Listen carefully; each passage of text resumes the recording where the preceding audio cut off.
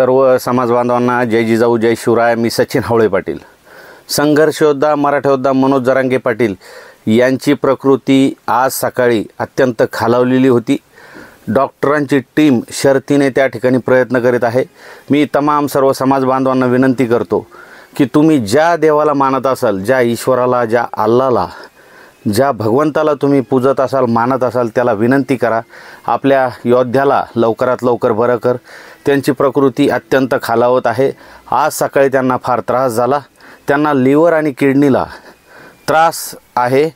डॉक्टरांनी सोनोग्राफी आणि सर्व रिपोर्ट काढलेले आहेत। सर्व रिपोर्ट मागच्या रिपोर्टपेक्षा अत्यंत खराब आलेले आहेत। डॉक्टर युद्ध पातळीवर प्रयत्न करीत आहेत। दवाखान्याचा स्टाफ पूर्णपणे डॉक्टरांना सहकार्य करत आहे। सिक्युरिटी तिथले जे आहेत ते सुरक्षेची मनोज जरांगे पाटील यांची काळजी घेत आहेत। मी तमाम सर्व समाज बांधवांना विनंती करतो, कुणीही दवाखान्याच्या ज्या प्रशासन आहे त्यांना कुणी हुज्जत घालू नये, कुणी ओळख सांगू नये, दवाखान्यात जास्त दिवस येऊ म्हणजे जास्त चक्कर मारू नये। कंप्लीट 15 दिवस मनोज दादांना आराम सांगितलेला आहे आणि पुढील 4 ते 5 दिवस कुणीही दवाखान्यामध्ये येऊन त्यांना डॉक्टरांना अडचण होईल असं काम करू नका।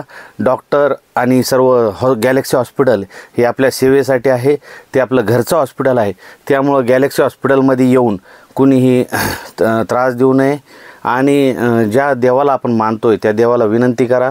आपला मराठ्यांचा ढाण्या वाघ जो 18 पगड जातीला घेऊन एक नवीन ऊर्जा, नवीन क्रांती करण्याच्या याच्यात आहे आणि त्यांनी या 9 दिवसाचं जे आमरण उपोषण केलं त्यामध्ये त्यांची प्रकृती अत्यंत खालावलेली आहे।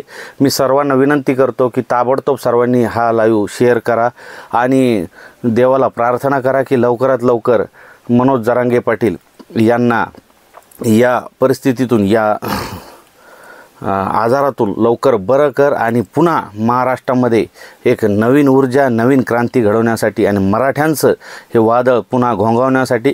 कारण हे गेंड्याच्या कातडीच्या सरकारने आपल्याला हलक्यात घेतलं, त्यामुळं मनोजदादांनी 9 दिवस उपोषण केलं। उपोषण करू नका अशी सर्वांची भावना होती आणि सर्वांच्या आग्रहाखातर बरं झालं देवाने घरानं ऐकलं की मनोजदादांनी आपलं आमरण उपोषण सोडलं आणि दादा आता उपचार घेत आहे। विनंती एवढी आहे, कुणी जास्त दवाखान्यात येऊन गर्दी करू नये ही विनंती आहे आणि सर्वांपर्यंत हा मेसेज, संदेश हा तातडीने जाऊ द्या। मनोजदादांवर उपचार हे डॉक्टर एकदम युद्ध पातळीवर करत आहे, त्यामुळे कुणी काळजी करू नका, फक्त देवाला प्रार्थना करा एवढीच विनंती करतो आणि थांबतो। जय शिवराय।